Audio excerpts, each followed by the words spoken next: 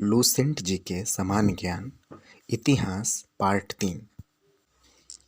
चीनी लेखक प्रथम फाहियान। यह चीनी यात्री गुप्त नरेश चंद्रगुप्त द्वितीय के दरबार में आए थे। इसने अपने विवरण में मध्य प्रदेश के समाज एवं संस्कृति के बारे में वर्णन किया है। इसने मध्य प्रदेश की जनता को सुखी तथा समृद्ध बताया है। यह 14 वर्षों तक भारत में रहा। दूसरा सग युंगन, यह 518 में भारत आए थे। इसने अपने 3 वर्षों की यात्रा में बौद्ध धर्म की प्राप्तियां एकत्रित की थी। तीसरा हेनसुआंग, यह हर्षवर्धन के शासनकाल में भारत आया था। हेनसुआंग 629 ईस्वी में चीन से भारतवर्ष के लिए प्रस्थान किया और लगभग 1 वर्ष की यात्रा के बाद सर्वप्रथम वह भारतीय राज्य कपिसा पहुंचा। भारत में 15 वर्ष तक रहकर 645 ईस्वी में चीन वापस लौट गया। वह बिहार में नालंदा जिला स्थित नालंदा विश्वविद्यालय में अध्ययन करने तथा भारत से बौद्ध ग्रंथों को एकत्र कर ले जाने के लिए आया था। इसका भ्रमण वृत्तांत सी यूकी नाम से प्रसिद्ध है, जिसमें 138 देशों का विवरण मिलता है। इसने हर्षकालीन समाज, धर्म तथा राजनीति के बारे में वर्णन किया है। इसके अनुसार सिंध के राजा शूद्र थे। हेनसुआंग ने बुद्ध की प्रतिमा के साथ साथ सूर्य तथा शिव की प्रतिमाओं का भी पूजन किया था। नोट: हेनसुआंग के अध्ययन के समय नालंदा विश्वविद्यालय के कुलपति आचार्य सीलभद्र थे। यह विश्वविद्यालय बौद्ध दर्शन के लिए प्रसिद्ध था। चौथे थे इत्सिंग, यह 7वीं शताब्दी के अंत में भारत आए थे। इसने अपने विवरण में नालंदा विश्वविद्यालय, विक्रमशिला विश्वविद्यालय तथा अपने समय के भारत का वर्णन किया है। तो दोस्तों रिवीजन टाइम। संगयुगन भारत में कब आए थे? तो संगयुगन भारत में 518 ईस्वी में आए थे तथा 3 वर्षों तक यात्रा की और बौद्ध धर्म की प्राप्तियां की थी। ठीक है। हेनसुआंग कब आए थे? दूसरा क्वेश्चन है। तो हेनसुआंग 629 में चीन से भारतवर्ष के लिए प्रस्थान किए थे। हेनसुआंग भारतवर्ष में कितने वर्षों तक रहे थे? तो हेनसुआंग भारत में 15 वर्षों तक रहे थे। ठीक है। हेनसुआंग के अध्ययन के समय नालंदा विश्वविद्यालय के कुलपति का क्या नाम था? तो उत्तर होगा दोस्तों आचार्य सीलभद्र। नेक्स्ट, अरबी लेखक प्रथम अल-बरूनी। यह मोहम्मद गजवनी के साथ भारत आया था। अल-बरूनी ख्वारिज्म या खीव आधुनिक तुर्कमेनिस्तान का रहने वाला था। अरबी में लिखी गई उसकी कृति किताब उल हिंद या तहकीक ए हिंद, भारत की खोज, आज भी इतिहासकारों के लिए एक महत्वपूर्ण स्रोत है। यह एक विस्तृत ग्रंथ है जो धर्म और दर्शन, त्योहारों, खगोल विज्ञान, कीमिया, रीति रिवाज तथा प्रथाओं, सामाजिक जीवन, भारतौल तथा मापन विधियाँ, मूर्तिकला, कानून, मापदंड विज्ञान आदि विषयों पर आधार पर 80 अध्यायों में विभाजित है। इसमें राजपूत कालीन समाज, धर्म, रीति रिवाज, राजनीतिक आदि पर सुंदर प्रकाश डाला गया है। दूसरे हैं इब्न बतूता। ये बहुत महत्वपूर्ण है। इब्न बतूता, इसके द्वारा अरबी भाषा में लिखा गया उसका यात्रा वृत्तांत, जिसे रेहला कहा जाता है, 14वीं शताब्दी में भारतीय उपमहाद्वीप के सामाजिक तथा सांस्कृतिक जीवन के विषय में बहुत ही प्रचुर तथा सबसे रोचक जानकारियां देता है। 1333 ईस्वी में दिल्ली पहुंचने पर इसकी विद्वता के प्रभावित होकर सुल्तान मोहम्मद बिन तुगलक ने इसे दिल्ली का काजी या न्यायाधीश नियुक्त किया था। तो रिवीजन टाइम।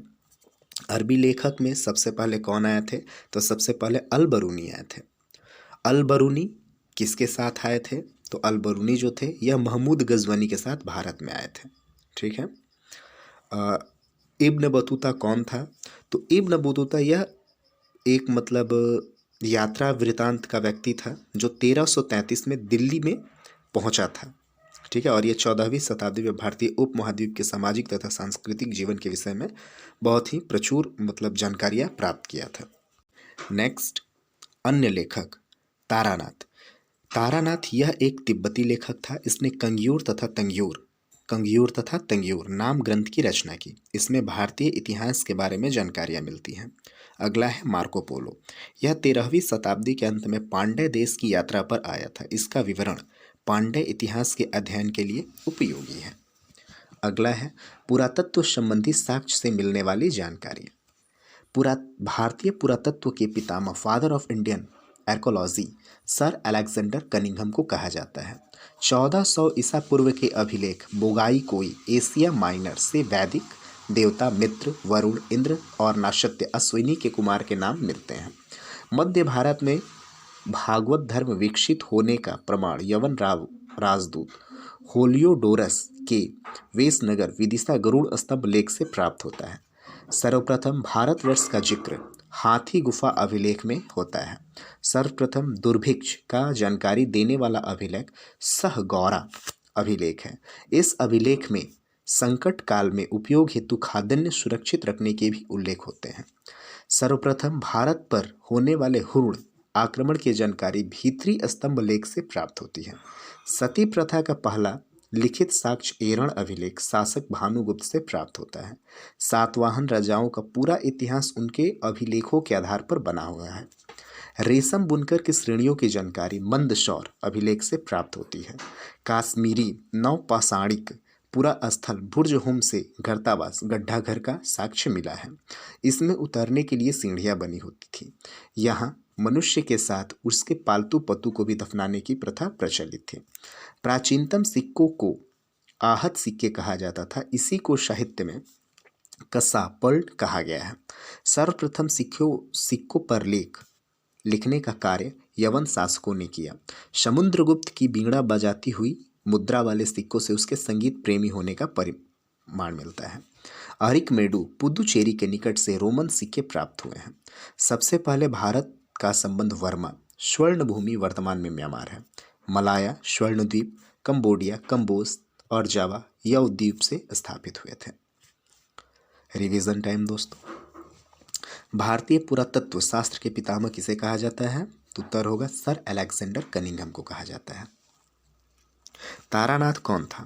तो तारानाथ यह एक तिब्बती लेखक था जिसने कंग्यूर तथा तंग्यूर नाम की ग्रंथ की रचना की थी। मार्को पोलो भारत में कब आया था? तो मार्को पोलो 13वीं शताब्दी के अंत में पांड्य देश की यात्रा पर भारत में आया था। ठीक है दोस्तों। इसके अलावा समुद्रगुप्त का मतलब किससे संगीत प्रेमी होने का प्रमाण मिलता है? यह बहुत महत्वपूर्ण क्वेश्चन है। तो समुद्रगुप्त की बीड़ा बजाती हुई मुद्रा वाले सिक्के से उसके संगीत प्रेमी होने का मतलब ये मिलता है।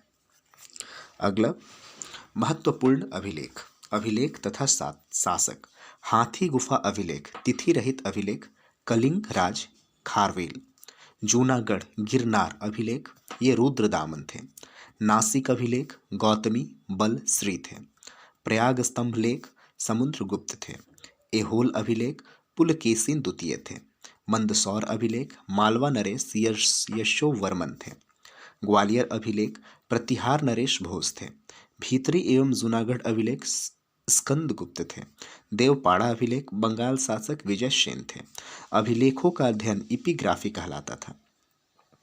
उत्तर भारत के मंदिरों की कला की शैली नागर शैली एवं दक्षिण भारत के मंदिरों की कला की शैली द्राविड़ शैली कहलाती है।